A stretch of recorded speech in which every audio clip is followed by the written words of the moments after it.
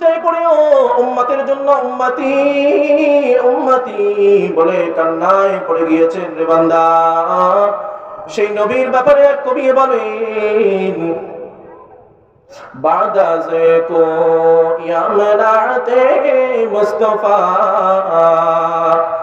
আকে আলম ইয়াফতে আজ নূর সফা সৈয়দুল কাউনাইন খতমুল মুরসালিন সৈয়দুল কাউনাইন খতমুল মুরসালিন آخر آمد بود فخر الأولين کے آمد نو فلک معراج او انبیاء اولیاء محتاج او شد وجوداش رحمت للعالمین مسجد او شد ہمارو یہ زمین مسجد او شد ہمارو یہ زمین ولکل امت اجل اذا جاء اجلهم فلا يستأخرون ساعة ولا يستقدمون বান্দাকে আমি আল্লাহ সৃষ্টি করেছি একটি নির্দিষ্ট সময়ের জন্য। ইদা জাআ আজালুহুম ফালা ইস্তাখিরুনা সাআতাও ওয়ালা ইস্তাকদিমুন। এই নির্দিষ্ট সময় যখন শেষ হয়ে যাবে তখন মানব জাতির জন্য অবধারিত মৃত্যু সাথে সাথেই সংঘটিত হয়ে যাবে। আল্লাহ পাক রব্বুল আলামিন এই একই আয়াত বিভিন্ন সূরাতে বিভিন্ন ভাবে উল্লেখ করেছেন, সবগুলোর মজমুন একই। লিকুল্লি উম্মাতিন আজাল ইযা জাআ আজালুহুম ফালা ইস্তাখিরুন সাআতান ওয়ালা ইস্তাকদিমুন। ওরে মুমিন, আল্লাহ পাক রব্বুল আলামিন প্রত্যেকটি জাতি প্রত্যেকটি গোষ্ঠীকে সৃষ্টি করেছেন তার জন্য একটি নির্দিষ্ট সময় দিয়ে। এই নির্দিষ্ট সময় যখন অতিবাহিত হয়ে যাবে, অতিক্রান্ত হয়ে যাবে, তখন মালাকুল মউত এসে ওই বান্দার নিকট উপস্থিত হয়ে যাবে। আব্দুল্লাহ ইবনে উমর রাদিয়াল্লাহু তাআলা আনহু বলেন, একবার আল্লাহর নবী সাল্লাল্লাহু তাআলা আলাইহি ওয়াসাল্লাম আমাকে ডাকলেন, ডেকে আমার দুই কাঁধে দুইটি হাত রাখলেন। বুখারী শরীফের বর্ণনা। عن ابن عمر رضي الله تعالى عنه قال أخذ رسول الله صلى الله تعالى عليه وسلم بمنكبيا। আল্লাহর নবী সাল্লাল্লাহু আলাইহি ওয়াসাল্লাম আমাকে ডেকে আমার দুই কাঁধে দুইটি হাত রাখলেন এবং আল্লাহর নবী বললেন, ইয়া ইবনে উমর কুন ফিদ দুনিয়া কান্নাকা গরীবুন আও আবির সাবিল। হে ইবনে উমর, আল্লাহ পাক রব্বুল আলামিন তোমাকে দুনিয়াতে পাঠিয়েছে, উদ্দেশ্য ভুলে গেলে চলবে না, উদ্দেশ্য ভুলে গেলে চলবে না। আল্লাহ পাক রব্বুল আলামিন নবীর মাধ্যমে বলে দিয়েছেন, কুন ফিদ দুনিয়া কান্নাকা গরীবুন আও আবির সাবিল। ওরে বান্দা, তুমি দুনিয়াতে এমন ভাবে চলাফেরা করো, এমন ভাবে বসবাস করো যেমন একজন পথিক রাস্তায় বের হলে সে মনে করে না যে এই পথে আমার আসল ঠিকানা, এই পথে আমার আশ্রয়স্থল, এই পথে আমার মূল ঠিকানা, মূল গন্তব্য। অনুরূপ ভাবে মানুষ যখন প্রবাসে যায়, বিদেশে যায় রিজিকের তাড়নায়, তখন মানুষ এটা ভেবে বসে না যে এই প্রবাস আমার আসল ঠিকানা, আমার শেষ ঠিকানা, এটাই আমার গন্তব্যস্থল। এই জন্য দেখা যায় মানুষ বিদেশে যায়, এদিকে যায়, সেদিকে যায়, পথে যায়, এক পর্যায়ে যখন সময় শেষ হয়ে যায় তখন সেই পুনরায় তার আসল গন্তব্যে ফিরে আসে। আল্লামা রুমি রহমতুল্লাহি আলাইহি বলেন, मौत को समझा है गाफिल इख्तिताम जिंदगी,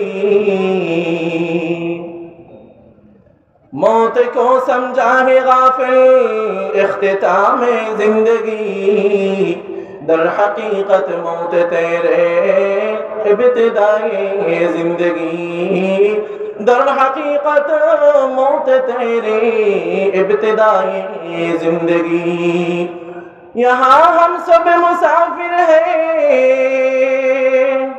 वही आखिर ठिकाना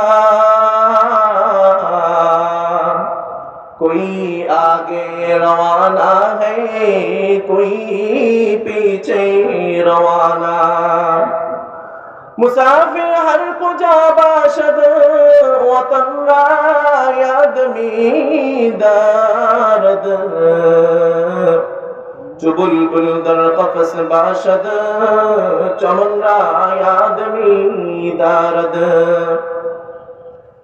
আল্লামা রুমি রাহমাতুল্লাহি আলাইহি বলেন গাফিল উদাসীন ওই ব্যক্তি যে ব্যক্তি মওতকে জীবনের শেষ ভেবে বসে আছে উদাসীন গাফিল হলো সেই ব্যক্তি যে ব্যক্তি তার মৃত্যুকে জীবনের খাতেমা জীবন শেষ বলে আখ্যায়িত করেছে দর হাকিকত মওত তেরে ইবতিদায়ে জিন্দেগি প্রকৃতপক্ষে তোমার মৃত্যু হলো তোমার জীবনের শুরু তোমার মৃত্যু হলো তোমার জীবনের শুরু এই দুনিয়াতে আল্লাহ পাক রব্বুল আলামিন আমাদেরকে পাঠিয়েছেন মুসাফির অবস্থায় সুতরাং আমাদের আসল ঠিকানা এটা না আমাদের আসল ঠিকানা হলো আখিরাত আমাদের আসল ঠিকানা হলো জান্নাত ये चमन सहरा भी होगा ये खबर बुलबुल को दो ये चमन सहरा भी होगा ये खबर बुलबुल को दो ताकि अपनी जिंदगी को सोच कर कुर्बान करें ताकि अपनी जिंदगी को सोच कर कुर्बान करें कैसे कैसे ताजदारों पादशाह चल बसे कैसे कैसे ताजदारों पादशाह चल बसे वो खजीना बालखाना शान शौकत क्या हुई वो खजीना बालखाना शान शौकत क्या हुई कैसी कैसी खूबसूरत कैसी कैसी खूबसूरत रानिया शहजादिया तन बदन सब गुल गया है शिकिल सूरत क्या हुई तन बदन सब गुल गया है शिकिल सूरत क्या हुई আজকে এই দুনিয়ার চাকচিক্যের মোহে পড়ে আমরা অবদস্থ হয়ে যাচ্ছি कैसी कैसी खूबसूरत रानिया शहजादिया আল্লাহর নবী সাল্লাল্লাহু তাআলা আলাইহি ওয়াসাল্লাম বলেন বুখারীর বর্ণনা দুনিয়াতে আমি আমার উম্মতের জন্য এমন কোন বিপদ বড় বিপদ রেখে যাইনি যে পরিমাণ বড় বিপদ হলো মহিলারা কেমন মহিলারা রানিয়া শাহজাদিয়া যারা দুনিয়ার মোহে পড়ে চাকচিক্যের মোহে পড়ে শত পুরুষকে নষ্ট করছে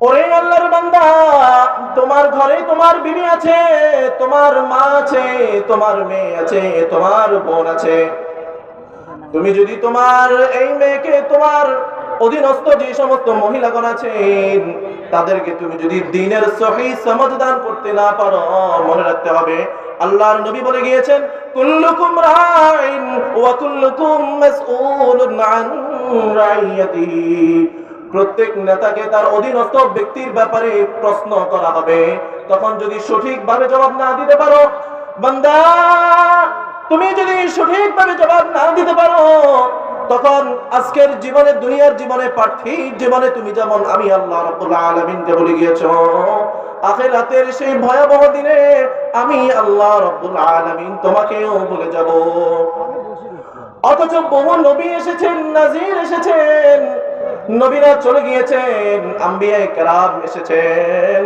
নবীরা চলে গিয়েছেন, আম্বিয়ায়ে কেরাম রাদিয়াল্লাহু তাআলা আনহুম এসেছেন। তাদের পরে উলামায়ে কেরামকে আল্লাহ পাক রব্বুল আলামিন রেখে গিয়েছেন নবীর পরে, যে এরা হলো এমন যারা নবীদের কাজ করবে নবীদের অনুপস্থিতিতে। নবী হলো এমন যে নবী মৃত্যু সজ্জায় পড়েও উম্মতের জন্য উম্মতি উম্মতি বলে কান্নায় পড়ে গিয়েছেন রে বান্দা। সেই নবীর ব্যাপারে এক কবি বলেন, বাদা যে কো ইয়ামরাতে মুস্তাফা আকে আলম ইয়াফতে আজ নূর সফা সৈয়দুল কাউনাইন খতমুল মুরসালিন সৈয়দুল কাউনাইন খতমুল মুরসালিন আখির আমদ বুদ ফখরুল আউয়ালিন কে আহমদ নৌ ফলক মেরাজ ও अंबिया ओ औलिया मुहताज ओ शुद वजूदाश रहमतुल लिल आलमीन मस्जिदे ओ शुद हमारो ये जमीन मस्जिदे ओ शुद हमारो ये जमीन। ওরে মুমিন, আল্লাহর নবী বলে গিয়েছেন, আল্লাহর নবীকে কে পাঠিয়েছেন? আল্লাহ রাব্বুল আলামিন, যিনি দো জাহানের সরদার, কুল কায়নাতের সরদার, যার আগে পরে সমস্ত গুনাহ খাতা মাফ করে দিয়েছেন, তিনি এমন নবী।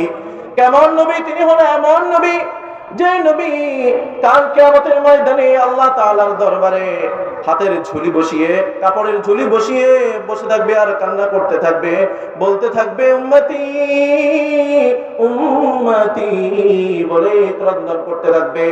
অথচ আল্লাহর বান্দা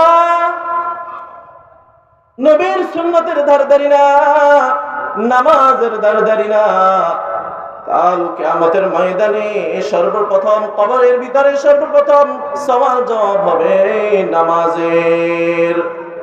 কাল কিয়ামতের ময়দানে সর্বপ্রথম নামাজের হিসাব হবে, সাথে সাথে কোরআন শরীফের হিসাব হবে।